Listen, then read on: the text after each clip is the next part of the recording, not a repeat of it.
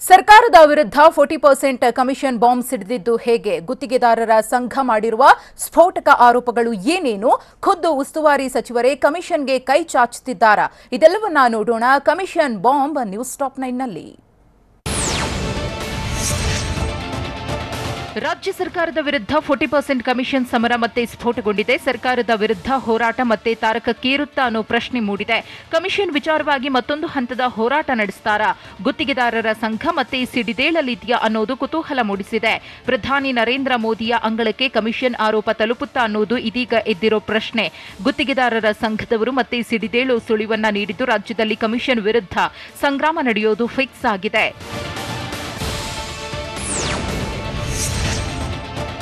ಇದು ಅತ್ಯಂತ ಭ್ರಷ್ಟ ಸರ್ಕಾರ, ಎಲ್ಲಾ ಶಾಸಕರು ಭ್ರಷ್ಟಾಚಾರದಲ್ಲಿ ಮುಳುಗಿ ಹೋಗಿದ್ದಾರೆ ಅಂತ ಬೆಂಗಳೂರಿನಲ್ಲಿ ರಾಜ್ಯ ಗುತ್ತಿಗೆದಾರರ ಸಂಘದ ಅಧ್ಯಕ್ಷ ಕೆಂಪಣ್ಣ ಆಕ್ರೋಶ ಹೊರಹಾಕಿದ್ರು. ಎಲ್ಲಾ ಎಂಎಲ್ಎಗಳು ನಂಬರ್ 1 ಸ್ಥಾನದಲ್ಲಿ ಇದ್ದಾರೆ. ಮಾನ ಮರ್ಯಾದೆ ಇಲ್ಲದೆ ಕಮಿಷನ್ ಕೇಳ್ತಾರೆ. ಕೆಲವು ಕಡೆ 100% ಭ್ರಷ್ಟಾಚಾರ ಇದೆ. 40% ಕಮಿಷನ್ ಕೇಸ್ ನ್ಯಾಯಾಂಗ ತನಿಖೆಗೆ ವಹಿಸಬೇಕು ಅಂತ ರಾಜ್ಯ ಗುತ್ತಿಗೆದಾರರ ಸಂಘದ ಅಧ್ಯಕ್ಷ ಕೆಂಪಣ್ಣ ಆಗ್ರಹಿಸಿದ್ರು.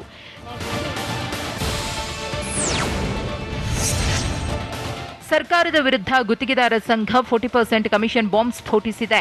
ಕಮಿಷನ್ ಬಾಂಬ್ ವಿರುದ್ಧ ರಾಜ್ಯ ಗುತ್ತಿಗೆದಾರರ ಸಂಘದ ಅಧ್ಯಕ್ಷ ಕೆಂಪಣ್ಣ ಆಕ್ರೋಶ ವ್ಯಕ್ತಪಡಿಸಿದ್ದಾರೆ. ಜಿಲ್ಲಾ ಉಸ್ತುವಾರಿ ಸಚಿವರೇ ಹಣವನ್ನ ಕಲೆಕ್ಟ್ ಮಾಡಿ ಅಂತಾರೆ ಅಂತ ಕೆಂಪಣ್ಣ ಹೊಸ ಬಾಂಬ್ ಸಿಡಿಸಿದ್ರು. ಕೋಲಾರ ಜಿಲ್ಲಾ ಉಸ್ತುವಾರಿ ಸಚಿವರೇ ಹಣ ಕೇಳ್ತಾರೆ, ಸಚಿವರೇ ಗುತ್ತಿಗೆದಾರರಿಂದ ಹಣವನ್ನ ಕಲೆಕ್ಟ್ ಮಾಡಿ ಕೊಡಿ ಅಂತ ಹೇಳಿದ್ದಾರೆ ಅಂತ ಕೋಲಾರ ಉಸ್ತುವಾರಿ ಸಚಿವರ ವಿರುದ್ಧ ಗುತ್ತಿಗೆದಾರರ ಸಂಘದ ಅಧ್ಯಕ್ಷ ಕೆಂಪಣ್ಣ ಆರೋಪಗಳ ಮಳೆಯನ್ನೇ ಸುರಿಸಿದ್ರು.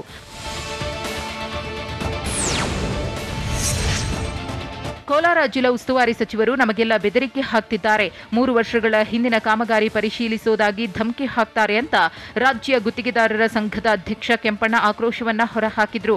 ಮಷೀನ್ ತಂದು ಕಾಮಗಾರಿ ಪರಿಶೀಲಿಸುವುದಾಗಿ ಬೆದರಿಕೆ ಹಾಕುತ್ತಿದ್ದಾರೆ. ಅವರು ಮೂಲತಃ ಗುತ್ತಿಗೆದಾರರಾಗಿದ್ರು. ರಾಜರಾಜೇಶ್ವರಿ ನಗರ ಕ್ಷೇತ್ರದಲ್ಲಿ 10,000 ಕೋಟಿ ಮೌಲ್ಯದ ಕಾಮಗಾರಿ ಮಾಡಿದ್ದಾರೆ. ಹಾಗಾದ್ರೆ ಅವರು ನಡೆಸಿರುವ ಕಾಮಗಾರಿಗಳ ಬಗ್ಗೆ ಪರಿಶೀಲನೆ ಆಗಲಿ, ರಾಜ್ಯ ಗುತ್ತಿಗೆದಾರರ ಸಂಘ ವಿಭಜಿಸಲು ಸಚಿವರು ಯತ್ನಿಸಿದ್ದಾರೆ ಅಂತ ಕೆಂಪಣ್ಣ ಕೆಂಡಾಮಂಡಲರಾದ್ರು.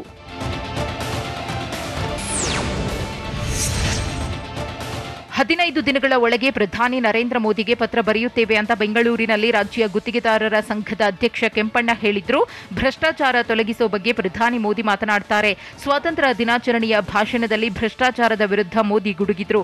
ಮೋದಿ ಮಾತನ್ನ ಉಲ್ಲೇಖಿಸಿ ನಾವು ಪತ್ರ ಬರೆಯುತ್ತೇವೆ, ರಾಜ್ಯದಲ್ಲಿ 40% ಕಮಿಷನ್ ಬಗ್ಗೆ ಪತ್ರದಲ್ಲಿ ಉಲ್ಲೇಖಿಸುತ್ತೇವೆ ಅಂತ ರಾಜ್ಯ ಗುತ್ತಿಗೆದಾರರ ಸಂಘದ ಅಧ್ಯಕ್ಷ ಕೆಂಪಣ್ಣ ಹೇಳಿದ್ರು.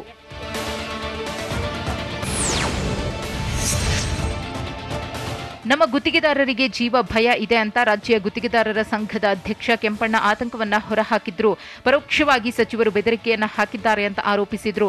ವಿಪಕ್ಷ ನಾಯಕ ಸಿದ್ದರಾಮಯ್ಯನವರಿಗೂ ಕೂಡ ದಾಖಲೆ ಕೊಟ್ಟಿಲ್ಲ.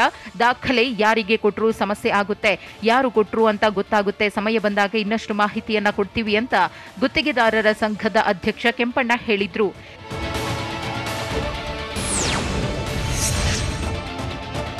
ಸಿಎಂ ಬೊಮ್ಮಾಯಿಯವರ ಮಾತಿಗೆ ಯಾರು ಕವಡೆ ಕಾಸಿನ ಕಿಮ್ಮತ್ತು ಕೊಡ್ತಿಲ್ಲ ಅಂತ ಬೆಂಗಳೂರಿನಲ್ಲಿ ಕೆಂಪಣ್ಣ ಹೇಳಿದ್ರು. ಸಿಎಂ ಬಸವರಾಜ ಬೊಮ್ಮಾಯಿಗೆ ಗೌರವ ಇದೆ, ಅವರ ಮಾತನ್ನ ಯಾರೂ ಕೇಳುತ್ತಿಲ್ಲ. ಕೆಲ ಸಚಿವರು ನಮ್ಮ ಸಂಘಟನೆಯನ್ನೇ ಒಡೆಯುತ್ತಿದ್ದಾರೆ. ಸರ್ಕಾರಿ ಆದೇಶ ಆಗಿರುವುದನ್ನು ಯಾರೂ ಜಾರಿಗೆ ತರುತ್ತಿಲ್ಲ. ನಾವು ನಮ್ಮದೇ ಹೋರಾಟ ಮಾಡ್ತೇವೆ ಅಂತ ಬೆಂಗಳೂರಿನಲ್ಲಿ ಗುತ್ತಿಗೆದಾರರ ಸಂಘದ ಅಧ್ಯಕ್ಷ ಕೆಂಪಣ್ಣ ಹೇಳಿದ್ರು.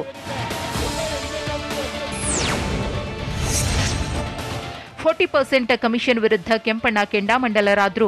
ಸಂಪೂರ್ಣ ವ್ಯವಸ್ಥೆ ವಿರುದ್ಧವೇ ಕೆಂಪಣ್ಣ ಆಕ್ರೋಶವನ್ನ ಹೊರಹಾಕಿದ್ರು. ಸಂಪೂರ್ಣ ವ್ಯವಸ್ಥೆಯಲ್ಲೇ ಭ್ರಷ್ಟಾಚಾರ ಇದೆ. ಸಿಎಂ ಬೊಮ್ಮಾಯಿ ಕೂಡ ಇದರಿಂದ ಹೊರತಾಗಿಲ್ಲ. ಎಲ್ಲರೂ ಭ್ರಷ್ಟಾಚಾರ ಮಾಡಿದ್ದಾರೆ. ಸಿಎಂ ಸೇರಿದಂತೆ ಎಲ್ಲಾ ಇಲಾಖೆಯ ಮಂತ್ರಿಗಳು ಭ್ರಷ್ಟರೇ. ಕಾಂಗ್ರೆಸ್, ಬಿಜೆಪಿ, ಜೆಡಿಎಸ್ ಎಲ್ಲರೂ ಭ್ರಷ್ಟರೇ. ಎಲ್ಲಾ ಸಚಿವರುಗಳು ಕೂಡ ಭ್ರಷ್ಟರೇ ಅಂತ ಗುತ್ತಿಗೆದಾರರ ಸಂಘದ ಅಧ್ಯಕ್ಷ ಕೆಂಪಣ್ಣ ಆರೋಪಿಸಿದ್ರು. ಬೆಂಗಳೂರಿನಲ್ಲಿ ವಿಪಕ್ಷ ನಾಯಕ ಸಿದ್ದರಾಮಯ್ಯನವರನ್ನ ರಾಜ್ಯ ಗುತ್ತಿಗೆದಾರರ ಸಂಘದ ಅಧ್ಯಕ್ಷ ಕೆಂಪಣ್ಣ ಭೇಟಿಯಾಗಿ ಚರ್ಚೆ ನಡೆಸಿದ್ರು. ಕೆಂಪಣ್ಣಗೆ ಗುತ್ತಿಗೆದಾರರ ಸಂಘದ ಸದಸ್ಯರು ಸಾಥ್ ನೀಡಿದ್ರು. ಸಿದ್ದು ಭೇಟಿಯಾದ 30ಕ್ಕೂ ಹೆಚ್ಚು ಪದಾಧಿಕಾರಿಗಳು ಮಾತುಕತೆ ನಡೆಸಿದ್ರು.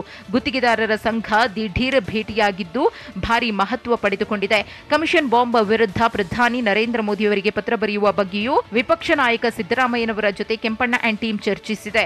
ಸರ್ಕಾರದ ವಿರುದ್ಧ ಸಮರ ಸಾರುವುದಕ್ಕೆ ಎಲ್ಲಾ ಪ್ಲಾನ್ ಮಾಡಿದ್ದಾರೆ. ವಿಧಾನಸಭೆ ಚುನಾವಣೆ ಗೆಲ್ಲೋದಕ್ಕೆ ಕೇಸರಿ ಪಡೆ ಪಾಂಚಜನ್ಯ ಮೊಳಗಿಸಿದ್ದು ಹೇಗೆ?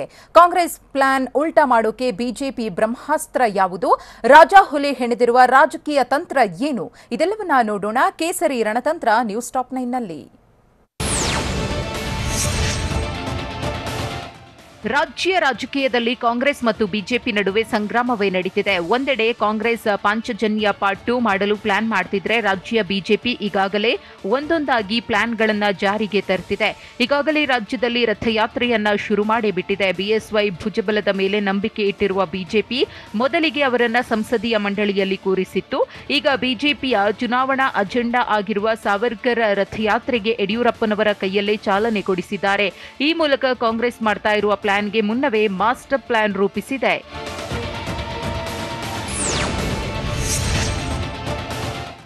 ಕಾಂಗ್ರೆಸ್ ಒಂದು ರಣತಂತ್ರ ರೂಪಿಸ್ತಾ ಇದ್ರೆ, ಬಿಜೆಪಿ ಕೂಡ ಪಕ್ಕಾ ಪ್ಲಾನ್ ಮಾಡ್ತಿದೆ. ರಾಜ್ಯದಲ್ಲಿ ಅತ್ಯಂತ ದೊಡ್ಡ ವೋಟ್ ಬ್ಯಾಂಕ್ ಅಂದ್ರೆ ಲಿಂಗಾಯತ ಸಮುದಾಯ. ಅತ್ಯಂತ ಪ್ರಬಲ ಮತ್ತು ನಿರ್ಣಾಯಕ ಸಮುದಾಯ ಮತಗಳು ಚೆಲ್ಲಾಪಿಲ್ಲಿಯಾಗದಂತೆ ಎಚ್ಚರಿಕೆ ವಹಿಸಲು ಬಿಜೆಪಿ ಮುಂದಾಗಿದೆ.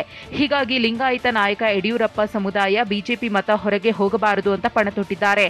ಕಲಬುರಗಿ, ಚಾಮರಾಜನಗರ, ಬೆಂಗಳೂರು, ಮಂಗಳೂರು ಸೇರಿದಂತೆ ಒಟ್ಟು 7 ಮೋರ್ಚಾಗಳ ಸಮಾವೇಶಕ್ಕೆ ಪ್ಲಾನ್ ಮಾಡಲಾಗಿದೆ. ಬಿಎಸ್ವೈರನ್ನ ಪ್ರಚಾರ ಮಾಡುವ ಮೂಲಕ ಮತಬೇಟೆಗೆ ಸ್ಕೆಚ್ ಹಾಕಲಾಗಿದೆ.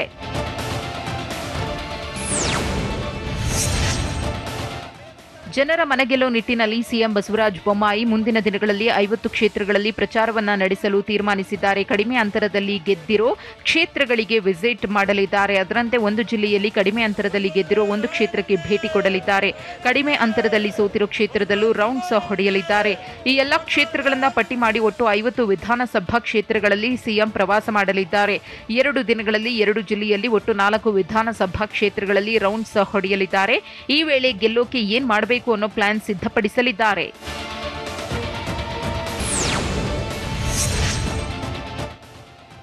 ವಿಧಾನಸಭೆ ಚುನಾವಣೆ ಗೆಲ್ಲೋಕೆ ಬಿಜೆಪಿ ರಾಜ್ಯಾಧ್ಯಕ್ಷರು ಕೂಡ ಪ್ಲಾನ್ ರೂಪಿಸಲಿದ್ದಾರೆ. ಬಿಜೆಪಿ ರಾಜ್ಯಾಧ್ಯಕ್ಷರು ಸಂಪೂರ್ಣ ಸಂಘಟನಾತ್ಮಕ ಪ್ರವಾಸ ಕೈಗೊಳ್ಳಲಿದ್ದಾರೆ. ಪ್ರತಿಯೊಂದು ಜಿಲ್ಲೆಯಲ್ಲಿ ದಿನಪೂರ್ತಿ ದಿನ ಕಳೆಯಲಿದ್ದಾರೆ. ಒಂದು ವಿಧಾನಸಭಾ ಕ್ಷೇತ್ರದ 30 ಬೂತ್ಗಳಿಗೆ ಬಿಜೆಪಿ ರಾಜ್ಯಾಧ್ಯಕ್ಷ ಭೇಟಿ ಕೊಡಲಿದ್ದಾರೆ. ಅಷ್ಟೇ ಅಲ್ಲ, ಒಂದು ಲೋಕಸಭಾ ಕ್ಷೇತ್ರದ 100 ಬೂತ್ಗಳಿಗೆ ವಿಸಿಟ್ ಮಾಡಲಿದ್ದಾರೆ. ಸೆಪ್ಟೆಂಬರ್ನಿಂದ ಬಿಜೆಪಿ ರಾಜ್ಯಾಧ್ಯಕ್ಷರ ರಾಜ್ಯ ಪ್ರವಾಸ ಶುರುವಾಗಲಿದೆ. ಈ ಮೂಲಕ ಚುನಾವಣೆ ಗೆಲ್ಲುವುದಕ್ಕೆ ಪಾಂಚಜನ್ಯ ಮೊಳಗಿಸಲಿದ್ದಾರೆ.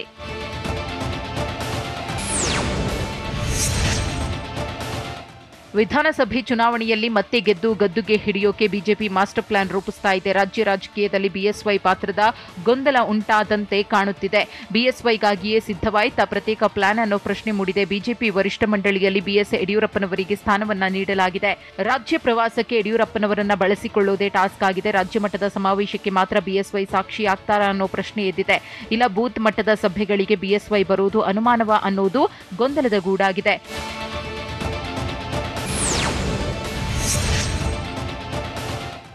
ಮುಂಬರುವ ಚುನಾವಣೆಗಾಗಿ ಬಿಜೆಪಿ ಪಕ್ಕ ಸ್ಟ್ರಾಟಜಿ ರೂಪಿಸಿದೆ. ಈಗಾಗಲೇ ಟಾರ್ಗೆಟ್ 50 ಮಾಸ್ಟರ್ ಪ್ಲಾನ್ ರೂಪಿಸಿದ್ದಾರೆ. ಆಪರೇಷನ್ 50ಗೆ ರಾಜ್ಯ ಬಿಜೆಪಿ ಸಿದ್ಧತೆ ನಡೆಸಿದೆ. ಕಡಿಮೆ ಅಂತರದಲ್ಲಿ ಗೆದ್ದ ಮತ್ತು ಸೋತ ಕ್ಷೇತ್ರಗಳಲ್ಲಿ ಸಿಎಂ ಬೊಮ್ಮಾಯಿ ಟೂರ್ ಹೊಡೆಯಲಿದ್ದಾರೆ. 50 ಕ್ಷೇತ್ರಗಳಲ್ಲಿ ಸಿಎಂ ಬಸವರಾಜ ಬೊಮ್ಮಾಯಿ ಪ್ರವಾಸ ಮಾಡಲಿದ್ದಾರೆ. ಬೂತ್ ಸಶಕ್ತೀಕರಣಕ್ಕೆ ರಾಜ್ಯಾದ್ಯಂತ ಕಟೀಲು ಪ್ರವಾಸವನ್ನು ಕೈಗೊಳ್ಳಲಿದ್ದಾರೆ. ಈ ಎರಡೂ ಪ್ರವಾಸಕ್ಕೆ ಬಿಎಸ್ವೈರನ್ನ ಬಳಸಿಕೊಳ್ಳುವುದೇ ಟೆನ್ಷನ್ ಆಗಿದೆ.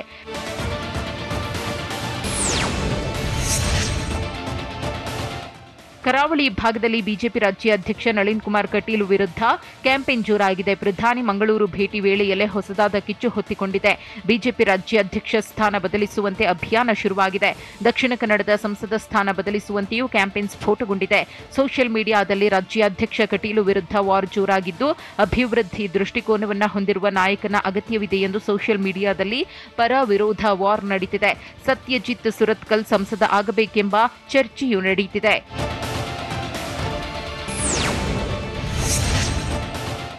ಹಳೆ ಮೈಸೂರು ಭಾಗದಲ್ಲಿ ಅಭ್ಯರ್ಥಿಗಳನ್ನು ಅಣಿಗೊಳಿಸುತ್ತಿದ್ದೇವೆ. 20 ಜನ ಪ್ರಭಾವಿ ನಾಯಕರು ಬೇರೆ ಪಕ್ಷದಿಂದ ಬರುತ್ತಿದ್ದಾರೆ ಅಂತ ರಾಮನಗರದಲ್ಲಿ ಬಿಜೆಪಿ ಎಂಎಲ್ಸಿ ಸಿಪಿ ಯೋಗೇಶ್ವರ್ ಹೊಸ ಬಾಂಬ್ ಸಿಡಿಸಿದ್ದಾರೆ. ಸದ್ಯ ಹೈಕಮಾಂಡ್ ಗ್ರೀನ್ ಸಿಗ್ನಲ್ಗಾಗಿ ನಾವು ಕಾಯ್ತಿದ್ದೇವೆ. ಬೇರೆ ಪಕ್ಷದಿಂದ ಪ್ರಭಾವಿ ನಾಯಕರು ಶಾಸಕರು ಬರುತ್ತಿದ್ದಾರೆ. ಶಾಸಕರು ಸೇರಿದಂತೆ ಹಲವರು ಬಿಜೆಪಿ ಸೇರಲಿದ್ದಾರೆ ಅಂತ ರಾಮನಗರದಲ್ಲಿ ಸಿಪಿ ಯೋಗೇಶ್ವರ್ ಹೊಸ ಬಾಂಬ್ ಸಿಡಿಸಿದ್ರು. ಇನ್ನೂ ಒಂದು 2-3 ತಿಂಗಳು ಹೋಗಬೇಕು. ಈಗ ಇನ್ನು 2-3 ತಿಂಗಳಲ್ಲಿ ಪಕ್ಷಾಂತರ ಪರ್ವ ಶುರುವಾಗುತ್ತೆ ನೋಡಿ ಅಂತ ರಾಮನಗರದಲ್ಲಿ ಬಿಜೆಪಿ ಎಂಎಲ್ಸಿ ಸಿಪಿ ಯೋಗೇಶ್ವರ್ ಹೊಸ ಬಾಂಬ್ ಸಿಡಿಸಿದ್ರು. ಯಾರು ಯಾವ ಕಡೆ ಹೋಗ್ತಾರೆ ಅನ್ನೋದು ಆಗ ಗೊತ್ತಾಗುತ್ತೆ, ಯಾರಿಗೆ ಯಾವ ಪಕ್ಷ ಸೂಕ್ತ ಅನ್ನೋದು ಆಗ ತಿಳಿಯುತ್ತೆ ಅಂತ ರಾಮನಗರದಲ್ಲಿ ಬಿಜೆಪಿ ಎಂಎಲ್ಸಿ ಸಿಪಿ ಯೋಗೇಶ್ವರ್ ಹೇಳಿದ್ರು. ಇದೀಗ ಸಿಪಿ ಯೋಗೇಶ್ವರ್ ಹೇಳಿರುವ ಇದೊಂದು ಮಾತು ರಾಜ್ಯ ರಾಜಕೀಯದಲ್ಲಿ ದೊಡ್ಡ ಸಂಚಲನವನ್ನೇ ಸೃಷ್ಟಿಸಿದೆ. ಬಿಜೆಪಿ ಸೇರೋ ಶಾಸಕರು ನಾಯಕರು ಯಾರು ಅನ್ನೋದು ಇದೀಗ ದೊಡ್ಡ ಚರ್ಚೆಯನ್ನ ಹುಟ್ಟುಹಾಕಿದೆ. ಇನ್ನೂ ಒಂದು 2-3 ತಿಂಗಳು ಹೋಗಬೇಕು. ಕಾಂಗ್ರೆಸ್ ಬಿಜೆಪಿ ನಡುವೆ ರಥಯಾತ್ರೆಯ ಫೈಟ್ ತಾರಕಕ್ಕೇರಿದ್ದು ಹೇಗೆ? ಮಡಿಕೇರಿ ಚಲೋಗೆ ಕೈಪಡೆ ಹೊಸ ರೂಪ ಕೊಟ್ಟಿದ್ದು ಹೇಗಿತ್ತು? ಮೊಟ್ಟೆ ಎಸೆದಿರುವುದನ್ನೇ ಕಾಂಗ್ರೆಸ್ ಬ್ರಹ್ಮಾಸ್ತ್ರ ಮಾಡಿಕೊಂಡಿದ್ದು ಹೇಗೆ? ಇದೆಲ್ಲವನ್ನ ನೋಡೋಣ ಕಾಂಗ್ರೆಸ್ ಸ್ಕೆಚ್ ನ್ಯೂಸ್ ಟಾಪ್ 9ನಲ್ಲಿ. ರಾಜ್ಯ ರಾಜಕೀಯದಲ್ಲಿ ವಿಧಾನಸಭಾ ಚುನಾವಣೆ ಗೆಲ್ಲುವುದಕ್ಕೆ ರಂಗ ತಾಲೀಮು ಶುರುವಾಗಿದೆ. ಎಲೆಕ್ಷನ್ ಗೆಲ್ಲುವುದಕ್ಕೆ ಕಾಂಗ್ರೆಸ್ ಹಾಗೂ ಬಿಜೆಪಿ ನಾಯಕರು ಒಂದಲ್ಲ ಒಂದು ರಣತಂತ್ರ ಹೆಣಿತಾ ಇದ್ದಾರೆ. ರಾಜ್ಯ ರಾಜಕೀಯ ಇದೀಗ ಎಲೆಕ್ಷನ್ ಮೂಡ್ನತ್ತ ತಿರುಗಿದೆ. ರಾಜ್ಯದಾದ್ಯಂತ ಯಾತ್ರೆ ನಡೆಸಿ ಮತಬೇಟೆಗೆ ಎರಡೂ ಪಕ್ಷಗಳು ಮಾಸ್ಟರ್ ಪ್ಲಾನ್ ರೂಪಿಸಿವೆ. ಬಿಜೆಪಿ ಕಾಂಗ್ರೆಸ್ ಮಧ್ಯೆ ಯಾತ್ರೆ ರೇಸ್ ಶುರುವಾಗಿದೆ. ಚುನಾವಣೆ ಗೆದ್ದು ಗದ್ದುಗೆ ಏರುವುದಕ್ಕೆ ಕೈಪಡೆ ಹಾಗೂ ಕೇಸರಿ ಕಲ್ಗಳು ಪಕ್ಕಾ ಪ್ಲಾನ್ ಮಾಡ್ತಿದ್ದಾರೆ. ರಾಜಕೀಯದಲ್ಲಿ ಚುನಾವಣಾ ಶಸ್ತ್ರಾಭ್ಯಾಸ ಶುರುವಾಗಿದೆ.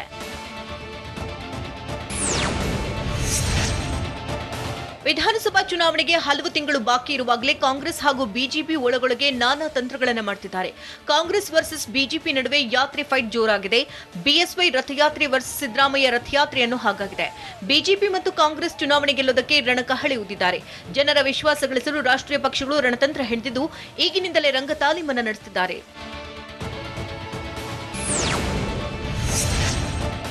ವಿಧಾನಸಭಾ ಚುನಾವಣೆ ಗೆಲ್ಲೋದಕ್ಕೆ ಕಾಂಗ್ರೆಸ್ ಮತ್ತು ಬಿಜೆಪಿ ನಾಯಕರು ದಾಳ ಉರುಳಿಸಿದ್ದಾರೆ. ಕರುನಾಡಿನಿಂದ ಕಮಲವನ್ನ ಕಿತ್ತೊಗೆಯಲು ಸಿದ್ದು ಪ್ಲಾನ್ ಮಾಡಿದ್ದಾರೆ. ಈ ಹಿಂದೆ ಬಳ್ಳಾರಿಗೆ ಪಾದಯಾತ್ರೆ ಮಾಡಿದ ಕಾಂಗ್ರೆಸ್ ಇದೀಗ ಮತ್ತೊಮ್ಮೆ ಯಾತ್ರೆ ಜಪಿಸ್ತಾ ಇದೆ. ಈ ಬಾರಿ ಯಾತ್ರೆ ಸ್ವಲ್ಪ ಡಿಫರೆಂಟ್ ಆಗಿರಲಿದೆ. 1999ರಲ್ಲಿ ಮಾಜಿ ಸಿಎಂ ಎಸ್ ಎಂ ಕೃಷ್ಣ ಪಾಂಚುಜಿನ ಮುಳುಗಿಸಿದ್ರು. ಅದೇ ಮಾದರಿಯಲ್ಲೇ ಸಿದ್ದರಾಮಯ್ಯ ಪಾಂಚುಜಿನ ಮುಳುಗಿಸಲಿದ್ದಾರೆ ಅಂತ ಹೇಳಲಾಗ್ತಿದೆ. ಮಾಜಿ ಸಿಎಂ ಎಸ್ ಎಂ ಕೃಷ್ಣ ಮಾದರಿ ರಣಕಹಳೆ ಊದಿ ಸಂಪೂರ್ಣ ಬಹುಮತದೊಂದಿಗೆ ಅಧಿಕಾರಕ್ಕೇರುವುದಕ್ಕೆ ವಿಪಕ್ಷ ನಾಯಕ ಸಿದ್ದರಾಮಯ್ಯ ನೇತೃತ್ವದಲ್ಲಿ ರಥಯಾತ್ರೆಗೆ ಮುಂದಾಗಿದೆ ಅನ್ನೋ ಮಾಹಿತಿ ಇದೆ. ದಕ್ಷಿಣದ ಬೇರೆ ರಾಜ್ಯಗಳಲ್ಲೂ ಕಮಲ ಅರಳಿಸಲು ಬಿಜೆಪಿ ದಂಡಯಾತ್ರೆ ಮಾಡ್ತಾ ಇದೆ. ಆದರೆ ಕರ್ನಾಟಕವನ್ನೇ ಬಿಜೆಪಿ ಕೈಯಿಂದ ಕಸಿಯುವುದಕ್ಕೆ ಕಾಂಗ್ರೆಸ್ ಸ್ಕೆಚ್ ಹಾಕ್ತಿದೆ. 2010ರಲ್ಲಿ ಸಿದ್ದರಾಮಯ್ಯ ನೇತೃತ್ವದಲ್ಲಿ ಬಳ್ಳಾರಿ ಗಣಿ ಧಣಿ ವಿರುದ್ಧ ನಡೆದಂತಹ ಬೆಂಗಳೂರು ಟು ಬಳ್ಳಾರಿ ಪಾದಯಾತ್ರೆ ನಡೆಸಿದ್ರು. ಇನ್ನು 1999ರಲ್ಲಿ ಎಸ್ ಎಂ ಕೃಷ್ಣ ನೇತೃತ್ವದಲ್ಲಿ ಜೆಡಿಯು ಬಿಜೆಪಿ ಮೈತ್ರಿ ಸರ್ಕಾರದ ವಿರುದ್ಧ ನಡೆದಂತಹ ಪಾಂಚುಜಿನಿ ಯಾತ್ರೆ ನಡೆಸಿದ್ರು. ಇವೆರಡೂ ಆಂದೋಲನಗಳು ಕಾಂಗ್ರೆಸ್ಗೆ ಅಭೂತಪೂರ್ವ ಯಶಸ್ಸನ್ನು ಕೊಟ್ಟಿತ್ತು. ಇದೀಗ ಇದೇ ಸಕ್ಸಸ್ ಸೂತ್ರಗಳನ್ನು ಮುಂದಿಟ್ಟುಕೊಂಡು ಕಾಂಗ್ರೆಸ್ ಇಡೀ ರಾಜ್ಯದಾದ್ಯಂತ ರಥಯಾತ್ರೆ ಮಾಡೋದಕ್ಕೆ ತಂತ್ರವನ್ನ ಹೆಣಿತಿದೆ.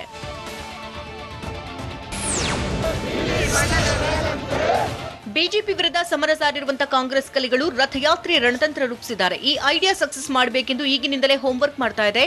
ಭರ್ಜರಿ ರಥಯಾತ್ರೆಗೆ ಈಗಾಗಲೇ ಪ್ಲಾನ್ ಮಾಡ್ತಾ ಇದೆ. ವಿಪಕ್ಷ ನಾಯಕ ಸಿದ್ದರಾಮಯ್ಯ ರಥವನ್ನೇರಿ ರಾಜ್ಯ ಸುತ್ತಾಡಲು ಸಜ್ಜಾಗ್ತಿದ್ದಾರೆ ಅಂತ ಹೇಳಲಾಗ್ತಾ ಇದೆ. ರಥಯಾತ್ರೆಗೆ ಬೇಕಾದಂತಹ ಕ್ಷೇತ್ರವಾರು ಮಾಹಿತಿ, ನಿರ್ದಿಷ್ಟ ವಿಭಾಗದ ಸಮಸ್ಯೆಗಳ ಬಗ್ಗೆ ಚರ್ಚೆಯನ್ನು ನಡೆಸಿ ಸರಿಯಾದ ಸಮಯಕ್ಕೆ ಯಾತ್ರೆ ಹೊರಡಲು ಪ್ಲಾನ್ ಮಾಡಲಾಗ್ತಿದೆ ಎನ್ನಲಾಗಿದೆ. ಈ ಮೂಲಕ ಬಿಜೆಪಿಗೆ ಟಕ್ಕರ್ ಕೊಡಲು ಕಾಂಗ್ರೆಸ್ ಪಡೆ ಸ್ಕೆಚ್ ಹಾಕಿದೆ ಎನ್ನಲಾಗ್ತಿದೆ.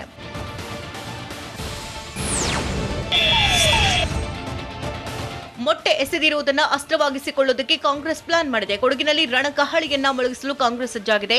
ಮಡಿಕೇರಿ ಚಲೋ ರದ್ದು ಮಾಡಿರೋದ್ರ ಹಿಂದೆ ದೊಡ್ಡ ಸ್ಕೆಚ್ ಹಾಕಿದ್ದಾರೆ. ಗಣೇಶೋತ್ಸವದ ಬಳಿಕ ಕಾಂಗ್ರೆಸ್ ಮೆಗಾ ರ್ಯಾಲಿ ನಡೆಸಲಿದೆ. ಮಡಿಕೇರಿಯಲ್ಲಿ ಶಕ್ತಿ ಪ್ರದರ್ಶನಕ್ಕೆ ಕಾಂಗ್ರೆಸ್ ಪಡೆ ಮುಂದಾಗಿದೆ. ಮೊಟ್ಟೆಯನ್ನೇ ಅಸ್ತ್ರವನ್ನಾಗಿಸಿಕೊಂಡು ಸರ್ಕಾರದ ವಿರುದ್ಧ ಸಮರ ಸಾರೋದಕ್ಕೆ ಕೈ ನಾಯಕರು ರಣತಂತ್ರ ರೂಪಿಸಿದ್ದಾರೆ.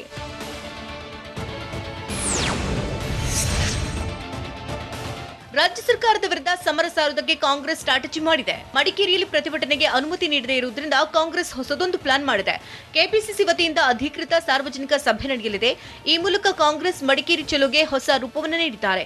ಮೊಟ್ಟೆ ದಾಳಿಯನ್ನು ಇಟ್ಟುಕೊಂಡು ಚುನಾವಣಾ ರಣತಂತ್ರ ರೂಪಿಸಲಾಗಿದೆ. ಬಳ್ಳಾರಿ ಮಾದರಿಯಲ್ಲಿ ಕೊಡಗಿನಲ್ಲೂ ದ್ವೇಷ ರಾಜಕಾರಣ ಮಾಡುತ್ತಿದ್ದಾರೆ ಎನ್ನುವುದನ್ನೇ ಮುಂದಿಟ್ಟುಕೊಂಡು ಹೋರಾಟ ನಡೆಸುವುದಕ್ಕೆ ಕೈಪಡೆ ಸಜ್ಜಾಗಿದೆ. ಬಳ್ಳಾರಿ ಮಾದರಿಯಲ್ಲಿ ಹೋರಾಟಕ್ಕೆ ಕಾಂಗ್ರೆಸ್ ರಣತಂತ್ರ ರೂಪಿಸಿದೆ.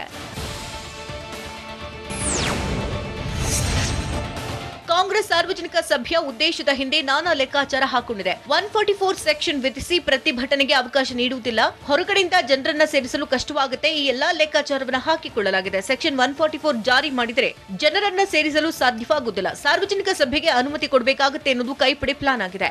ಇನ್ನು ಕೊಡಗಿಗೆ ಕಾಂಗ್ರೆಸ್ ಕೊಡುಗೆ ಹೆಸರಿನಲ್ಲಿ ಸಾರ್ವಜನಿಕ ರ್ಯಾಲಿ ಮಾಡಲು ಕಾಂಗ್ರೆಸ್ ಸಜ್ಜಾಗಿದೆ. ಈ ವೇಳೆ ಮೊಟ್ಟೆ ದಾಳಿ ಮುಂದಿಟ್ಟು ಭಾಷಣ ಮಾಡೋದಕ್ಕೆ ಕಾಂಗ್ರೆಸ್ ರೆಡಿಯಾಗಿದೆ. ಸಿದ್ದರಾಮಯ್ಯ ಕಾರಿನ ಮೇಲೆ ಮೊಟ್ಟೆ ದಾಳಿ ಅಸ್ತ್ರವಾಗಿಸಿಕೊಂಡು ಕಾಂಗ್ರೆಸ್ ಬ್ರಹ್ಮಾಸ್ತ್ರ ಪ್ರಯೋಗಿಸುವುದಕ್ಕೆ ಸಜ್ಜಾಗಿದೆ. ಕೊಡಗಿನಲ್ಲಿ ಕಾಂಗ್ರೆಸ್ ಪಕ್ಷ ಬಲಿಷ್ಠವಾಗಿಲ್ಲ, ಹೀಗಾಗಿ ಕಾಂಗ್ರೆಸ್ ಪಕ್ಷ ಬಲವರ್ಧನೆಗೆ ಕೈಪಡೆ ಹೊಸ ದಾಳ ಉರುಳಿಸಿದೆ. 1999ರ ಬಳಿಕ ಶಾಸಕರು ಆಯ್ಕೆಯಾಗಿಲ್ಲ. ಈ ಹಿಂದೆ ಎಸ್ಎಂ ಕೃಷ್ಣ ಕಾಲದಲ್ಲಿ ಕೈಗೆ ಗೆಲುವಾಗಿತ್ತು. ಸುಮಾ ವಸಂತ್ ನಾಣಯ್ಯ ಶಾಸಕರಾಗಿದ್ರು. ಇದೀಗ ಮೊಟ್ಟೆ ಅಸ್ತ್ರದ ಜೊತೆಗೆ ಹೋರಾಟದ ಮೂಲಕ ಕಾಂಗ್ರೆಸ್ ಪಕ್ಷ ಸಂಘಟನೆಗೆ ಒತ್ತು ನೀಡಲು ಸಜ್ಜಾಗಿದೆ. ಹೋರಾಟದ ಮೂಲಕ ಕಾರ್ಯಕರ್ತರಲ್ಲಿ ಉತ್ಸಾಹ ತುಂಬುವುದು, ಚಾಮರಾಜನಗರ, ಮಂಡ್ಯ, ಮೈಸೂರಿಗೂ ಸಂದೇಶ ರವಾನಿಸಲು ಕಾಂಗ್ರೆಸ್ ಪ್ಲಾನ್ ಮಾಡಿದೆ.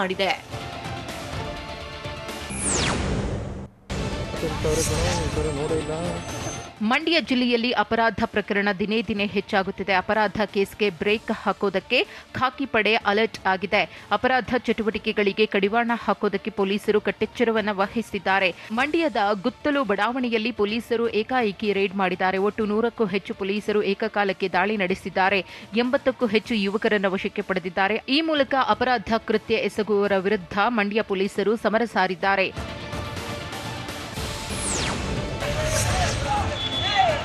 ಮಂಡ್ಯದಲ್ಲಿ ಅಪರಾಧ ಕೇಸ್ಗಳಿಗೆ ಬ್ರೇಕ್ ಹಾಕೋದಕ್ಕೆ ಖಾಕಿ ಸಜ್ಜಾಗಿದೆ.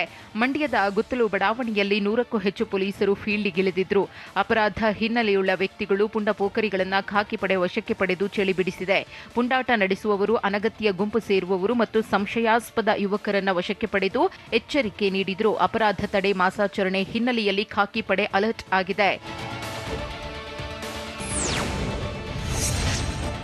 ಬೆಳಗಾವಿಯ ಕ್ಯಾಂಪ್ ಪ್ರದೇಶದಲ್ಲಿ ಚಿರತೆ ಪ್ರತ್ಯಕ್ಷವಾಗಿರುವುದು ಜನರ ನಿದ್ದೆಗೆಡಿಸಿದೆ. ಚಿರತೆ ಸೆರೆ ಹಿಡಿಯುವುದಕ್ಕೆ ಅರಣ್ಯ ಇಲಾಖೆ ಸಿಬ್ಬಂದಿ ಮತ್ತು ಪೊಲೀಸರು ಆಪರೇಷನ್ ಮುಂದುವರೆಸಿದ್ದಾರೆ. ನಗರದ ಗಾಲ್ಫ್ ಮೈದಾನದಲ್ಲಿ ಚಿರತೆ ಹೆಜ್ಜೆ ಗುರುತು ಪತ್ತೆಯಾಗಿದೆ. ಮೈದಾನದ ವಾಕಿಂಗ್ ಟ್ರ್ಯಾಕ್ನಲ್ಲಿ ಚಿರತೆ ಹೆಜ್ಜೆಗಳು ಪತ್ತೆಯಾಗಿವೆ. ಬೆಳಗ್ಗೆ 6 ಗಂಟೆ ಸುಮಾರಿಗೆ ಚಿರತೆ ಕಾಣಿಸಿಕೊಂಡಿದೆ. ಚಿರತೆಗೆ ಅರವಳಿಕೆ ನೀಡುವ ಶೂಟರ್ಸ್ಗಳು ರೌಂಡ್ಸ್ ಹಾಕಿದ್ದಾರೆ. ಬೆಳಗಾವಿಯ ಕ್ಯಾಂಪ್ ಪ್ರದೇಶದಲ್ಲಿ ಚಿರತೆ ಪ್ರತ್ಯಕ್ಷ ಆಗಿರುವುದರಿಂದ ಇಂದು ಕೂಡ ಬೆಳಗಾವಿ ನಗರ ಗ್ರಾಮಾಂತರ ಶಾಲೆಗಳಿಗೆ ರಜೆ ಘೋಷಣೆ ಮಾಡಲಾಗಿದೆ.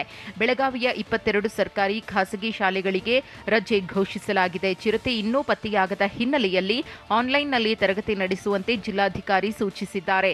ಇಂದು ಕೂಡ ಚಿರತೆಗಾಗಿ ಹುಡುಕಾಟ ಮುಂದುವರಿಯಲಿದೆ. ಅರಣ್ಯ ಇಲಾಖೆ ಸಿಬ್ಬಂದಿ ಮತ್ತು ಪೊಲೀಸರಿಂದ ಜಂಟಿ ಕಾರ್ಯಾಚರಣೆ ನಡೆಯಲಿದೆ. 3 ದಿನವಾದರೂ ಗಾಲ್ಫ್ ಮೈದಾನದಲ್ಲಿ ಚಿರತೆ ಸಿಗದಕ್ಕೆ ಹನುಮನನಗರ, ಜಾಧವ್ ನಗರ ಕ್ಯಾಂಪ್ ಪ್ರದೇಶದ ಜನರು ಭಯದಲ್ಲಿ ಓಡಾಡ್ತಿದ್ದಾರೆ. ಗದಗ ಜಿಮ್ಸ್ ಆಸ್ಪತ್ರೆಯಲ್ಲಿ ವೈದ್ಯರು ಕಳ್ಳಾಟ ಆಡ್ತಿರುವುದು ಹೇಗೆ? ಗ್ರಾಮ ಪಂಚಾಯಿತಿ ಸದಸ್ಯನಿಗೆ ಹನಿ ಟ್ರ್ಯಾಪ್ ಮಾಡಿದ್ದು ಎಲ್ಲಿ? ಅಕ್ರಮವಾಗಿ ಸಂಗ್ರಹಿಸಿಟ್ಟಿದ್ದ ಅನ್ನಭಾಗ್ಯ ಅಕ್ಕಿ ಸೀಸ್ ಮಾಡಿದ್ದು ಹೇಗೆ? ಇದೆಲ್ಲವನ್ನ ನೋಡೋಣ ಸಮಗ್ರ ನ್ಯೂಸ್ ಟಾಪ್ 9ನಲ್ಲಿ. ಮಾವನೇ ಸೊಸೆ ಮೇಲೆ ಅತ್ಯಾಚಾರಕ್ಕೆ ಯತ್ನಿಸಿರುವ ಆರೋಪ ಕೇಳಿಬಂದಿದೆ. ಅತ್ಯಾಚಾರಕ್ಕೆ ಯತ್ನಿಸಿದ ವಿಷಯ ತಿಳಿದ್ರೂ ಪತಿ ಮೌನವಾಗಿದ್ದಾನೆ ಅಂತ ಪೊಲೀಸ್ ಠಾಣೆಗೆ ಮಹಿಳೆ ದೂರನ್ನ ನೀಡಿದ್ದಾಳೆ. ಮೈಸೂರು ಜಿಲ್ಲೆಯ ಹುಣಸೂರು ಪೊಲೀಸ್ ಠಾಣೆಯಲ್ಲಿ ಮಹಿಳೆ ದೂರು ದಾಖಲಿಸಿದ್ದಾಳೆ. ವರದಕ್ಷಿಣೆ ತರುವಂತೆ ಮಹಿಳೆಗೆ ಕಿರುಕುಳ ನೀಡುತ್ತಿದ್ರಂತೆ. ಮಾವ ಪದೇ ಪದೇ ಅತ್ಯಾಚಾರಕ್ಕೆ ಯತ್ನಿಸಿದ್ದಾಗಿ ಮಹಿಳೆ ಆರೋಪಿಸಿದ್ದಾಳೆ. ಹುಣಸೂರು ಪೊಲೀಸ್ ಠಾಣೆಯಲ್ಲಿ ಸೆಕ್ಷನ್ 498A, 354, 504, 323, 149 ಅಡಿ ಪ್ರಕರಣ ದಾಖಲಾಗಿದೆ. ಪತಿ ಮಾವ ಸೇರಿ 8 ಜನರ ವಿರುದ್ಧ ಎಫ್ಐಆರ್ ದಾಖಲಿಸಲಾಗಿದೆ. ಆರೋಪಿಗಳಿಗಾಗಿ ಶೋಧ ಕಾರ್ಯ ನಡೆದಿದೆ.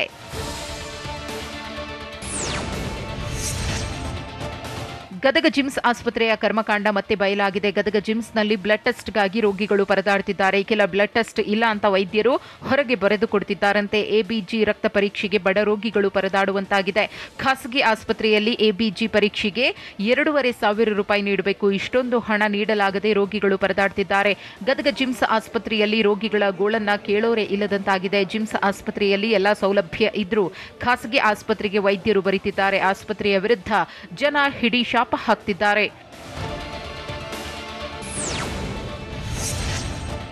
ಬಾಗಲಕೋಟೆ ಜಿಲ್ಲೆಯಲ್ಲಿ ಗ್ರಾಮ ಪಂಚಾಯಿತಿ ಸದಸ್ಯನ ಹನಿ ಟ್ರ್ಯಾಪ್ ಮಾಡಲು ಯತ್ನಿಸಲಾಗಿದೆ. ಹನಿ ಟ್ರ್ಯಾಪ್ ಮಾಡಲು ಯತ್ನಿಸಿದ 3ರನ್ನ ಹಿಡಿದು ಹುನ್ನೂರು ಗ್ರಾಮಸ್ಥರು ಹಿಗ್ಗಾಮುಗ್ಗಾ ಥಳಿಸಿದ್ದಾರೆ. ಬಾಗಲಕೋಟೆ ಜಿಲ್ಲೆ ಜಮಖಂಡಿ ತಾಲೂಕಿನ ಹುನ್ನೂರು ಗ್ರಾಮದಲ್ಲಿ ಘಟನೆ ನಡೆದಿದೆ. ರವಿ ದೊಡ್ಡಮನಿ, ಹನುಮಂತ ಭಜಂತ್ರಿ ಮತ್ತು ನರಸಪ್ಪ ಗಡೇಕಲ್ಗೆ ಗ್ರಾಮಸ್ಥರು ಮಾಂಜಾ ಕೊಟ್ಟಿದ್ದಾರೆ. ಗ್ರಾಮ ಪಂಚಾಯತ್ ಸದಸ್ಯ ಅನಿಲ್ ದಳವಾಯಿಯನ್ನ ಹನಿ ಟ್ರ್ಯಾಪ್ ಮಾಡಲು ಯತ್ನಿಸಿದ್ರಂತೆ. 2 ಲಕ್ಷ ರೂಪಾಯಿಗೆ ಬೇಡಿಕೆ ಇಟ್ಟಿದ್ರಂತೆ. ಗ್ರಾಮಸ್ಥರಿಗೆ ಗೊತ್ತಾಗಿ ಆರೋಪಿಗಳಿಗೆ ಹಿಗ್ಗಾಮುಗ್ಗಾ ಥಳಿಸಿದ್ದಾರೆ. ಬಾಗಲಕೋಟೆ ಜಿಲ್ಲೆ ಜಮಖಂಡಿ ತಾಲೂಕಿನ ಹುನ್ನೂರು ಗ್ರಾಮದಲ್ಲಿ ಪಂಚಾಯಿತಿ ಸದಸ್ಯನ ಹನಿ ಟ್ರ್ಯಾಪ್ ಕೇಸ್ನ ಅಸಲಿ ಎತ್ತು ಬಯಲಾಗಿದೆ. ಗ್ರಾಮ ಪಂಚಾಯಿತಿ ಸದಸ್ಯ ಅನಿಲ್ ದಳವಾಯಿಯನ್ನ ಕಿಡ್ನಾಪ್ ಮಾಡಲಾಗಿತ್ತಂತೆ. ಪಂಚಾಯಿತಿ ಸದಸ್ಯ ಅನಿಲ್ ದಳವಾಯಿಯನ್ನ ಆರೋಪಿಗಳು ಶ್ರೀದೇವಿ ಎಂಬಾಕೆಯ ಮೂಲಕ ಕುಲ್ಲಹಳ್ಳಿ ಗುಡ್ಡಕ್ಕೆ ಕರೆದೊಯ್ದಿದ್ದರಂತೆ. ನಂತರ 2 ಲಕ್ಷಕ್ಕೆ ಬೇಡಿಕೆ ಇಟ್ಟಿದ್ದರಂತೆ. ಹುನ್ನೂರು ಗ್ರಾಮದಲ್ಲಿ ಅನುಮಾನಾಸ್ಪದವಾಗಿ ಓಡಾಡುತ್ತಿದ್ದ ಇಬ್ಬರನ್ನ ಹಿಡಿದು ಗ್ರಾಮಸ್ಥರು ಥಳಿಸಿದ್ದಾರೆ. ಬಳಿಕ ಪೊಲೀಸರಿಗೆ ಒಪ್ಪಿಸಿದ್ದಾರೆ ಎನ್ನಲಾಗಿದೆ.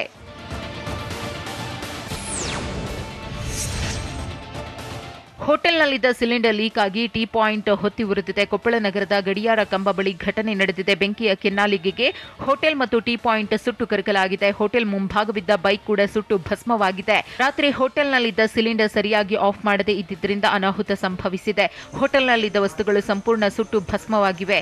ಅಗ್ನಿಶಾಮಕ ದಳದ ಸಿಬ್ಬಂದಿ ಬೆಂಕಿ ನಂದಿಸಿದ್ದಾರೆ. ಹೋಟೆಲ್ ಮೇಲ್ಭಾಗದಲ್ಲಿ ವಾಸಿಸುತ್ತಿದ್ದವರು ಪಾರಾಗಿದ್ದಾರೆ.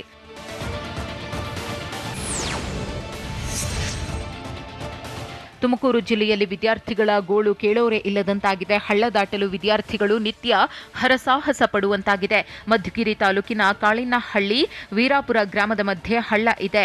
ಚೆಕ್ ಡ್ಯಾಂ ಕಮ್ ಬ್ಯಾರೇಜ್ ಇದ್ರೂ ಸೇತುವೆ ಹೊರಗಡೆ ನೀರು ಹರಿಯುತ್ತಿದೆ. ಹೀಗಾಗಿ ಚಿಕ್ಕಮಾಲೂರು ಶಾಲೆಗೆ ತೆರಳುವ ವಿದ್ಯಾರ್ಥಿಗಳು ಹೈರಾಣಾಗಿದ್ದಾರೆ. ಕಾಳೇನಹಳ್ಳಿ, ವೀರನಾಗೇನಹಳ್ಳಿ, ಒಡ್ಡರಹಟ್ಟಿ ಗ್ರಾಮಸ್ಥರು ವಿದ್ಯಾರ್ಥಿಗಳು ಜಯಮಂಗಲಿ ನದಿ ಮೂಲಕ ಹೋಗಬೇಕಿದೆ. ಮಳೆಗೆ ನದಿ ಅಪಾಯ ಮಟ್ಟ ಮೀರಿ ಹರಿದು ಹಳ್ಳ ನಿರ್ಮಾಣವಾಗಿ ಅವಾಂತರ ಸೃಷ್ಟಿಯಾಗಿದೆ.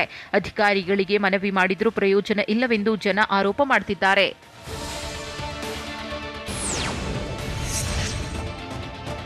ಅಕ್ರಮವಾಗಿ ದಾಸ್ತಾನು ಮಾಡಿದ್ದ ಅನ್ನಭಾಗ್ಯ ಅಕ್ಕಿಯನ್ನು ವಶಕ್ಕೆ ಪಡೆಯಲಾಗಿದೆ. ಮೈಸೂರಿನ ನಂಜನಗೂಡು ತಹಶೀಲ್ದಾರ್ ಎಂ ಶಿವಮೂರ್ತಿ ಸೀಸ್ ಮಾಡಿದ್ದಾರೆ.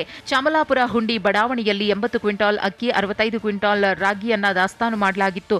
ಖಚಿತ ಮಾಹಿತಿಯ ಮೇರೆಗೆ ದಾಳಿ ಮಾಡಿದ Nanjangud tahsildar M Shivamurthy and team ಅಕ್ರಮ ಪಡಿತರ ಅಕ್ಕಿಯನ್ನು ವಶಕ್ಕೆ ಪಡೆದಿದ್ದಾರೆ. ಇನ್ನು ಅಕ್ರಮವಾಗಿ ಅಕ್ಕಿ ದಾಸ್ತಾನು ಮಾಡಿದ್ದ ಶ್ರೀಕಾಂತ್ನನ್ನ ಪೊಲೀಸರು ವಶಕ್ಕೆ ಪಡೆದು ಟಾಟಾ ಏಸ್ ವಾಹನ, ಆಟೋ, ಬೈಕ್ ಅನ್ನು ಜಪ್ತಿ ಮಾಡಿದ್ದಾರೆ. ನಕಲಿ ಚಿನ್ನ ನೀಡಿ ವಂಚಿಸ್ತಾ ಇದ್ದ ಆರೋಪಿಯನ್ನ ದಾವಣಗೆರೆಯ ಸಂತೆಬೆನ್ನೂರು ಪೊಲೀಸರು ಬಂಧಿಸಿದ್ದಾರೆ. ಸಂತೆಬೆನ್ನೂರು ಬಳಿಯ ಎಸ್ಬಿಆರ್ ಕಾಲೋನಿ ನಿವಾಸಿ ದುಗ್ಗಪ್ಪ ಬಂಧಿತ ಆರೋಪಿಯಾಗಿದ್ದು, ಕಳೆದ ಕೆಲ ದಿನಗಳ ಹಿಂದೆ ತುಮಕೂರಿನ ಸಿ ಗೊಡಿಗೆಹಳ್ಳಿ ನಿವಾಸಿ ಕೆಂಪರಾಜು ಎಂಬುವರಿಗೆ ನಕಲಿ ಚಿನ್ನ ಕೊಟ್ಟು ವಂಚಿಸಿದ್ದ. ಮನೆಯ ಪಾಯ ತೆಗೆಯುವಾಗ ಚಿನ್ನದ ನಾಣ್ಯಗಳ ನಿಧಿ ಸಿಕ್ಕಿದೆ ಎಂದು 22 ಲಕ್ಷ ರೂಪಾಯಿ ಪಡೆದು 2.5 ಕೆಜಿ ನಕಲಿ ಚಿನ್ನದ ನಾಣ್ಯ ನೀಡಿದ್ದ.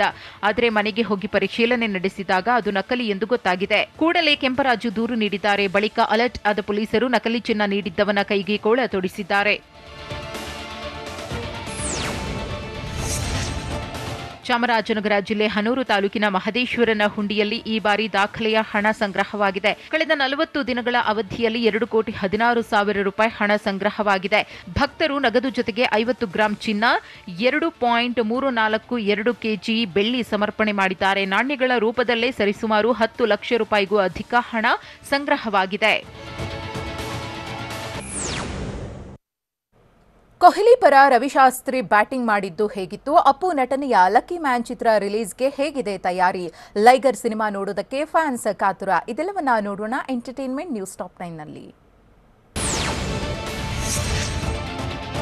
ಟೀಂ ಇಂಡಿಯಾ ಮಾಜಿ ನಾಯಕ ವಿರಾಟ್ ಕೊಹ್ಲಿ ಮುಂಬರಲಿರುವ ಏಷ್ಯಾ ಕಪ್ ಟಿ20 ಟೂರ್ನಿಯಲ್ಲಿ ಉತ್ತಮ ಬ್ಯಾಟಿಂಗ್ ಪ್ರದರ್ಶಿಸುತ್ತಾರೆ ಅಂತ ಮಾಜಿ ಕೋಚ್ ರವಿಶಾಸ್ತ್ರಿ ವಿಶ್ವಾಸ ವ್ಯಕ್ತಪಡಿಸಿದ್ದಾರೆ. ಏಷ್ಯಾ ಕಪ್ನಲ್ಲಿ ಪಾಕಿಸ್ತಾನ ವಿರುದ್ಧದ ಮೊದಲ ಪಂದ್ಯದಲ್ಲೇ ಕೊಹ್ಲಿ ಏನಾದರೂ ಅರ್ಧಶತಕ ಬಾರಿಸಿದ್ರೆ ಮತ್ತೆ ಟೂರ್ನಿಯುದ್ದಕ್ಕೂ ಎಲ್ಲರೂ ಬಾಯಿ ಮುಚ್ಚಿಕೊಳ್ತಾರೆ ಅಂತ ಶಾಸ್ತ್ರಿ ತಿಳಿಸಿದ್ದಾರೆ.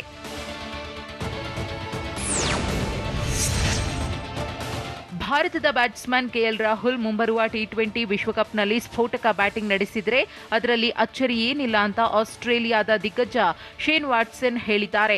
ಆಸ್ಟ್ರೇಲಿಯಾದಲ್ಲಿ ನಡೆಯುವ ವಿಶ್ವಕಪ್ ವೇಳೆ ರಾಹುಲ್ ಅಬ್ಬರಿಸಿದ್ರೆ ಅದರಲ್ಲಿ ಅಚ್ಚರಿ ಇಲ್ಲ, ಯಾಕಂದ್ರೆ ಅಲ್ಲಿನ ಪರಿಸ್ಥಿತಿಗಳಿಗೆ ಒಗ್ಗಿಕೊಳ್ಳುವ ಗುಣ ರಾಹುಲ್ರಲ್ಲಿದೆ ಅಂತ ವಾಟ್ಸನ್ ಅಭಿಪ್ರಾಯ ವ್ಯಕ್ತಪಡಿಸಿದ್ದಾರೆ.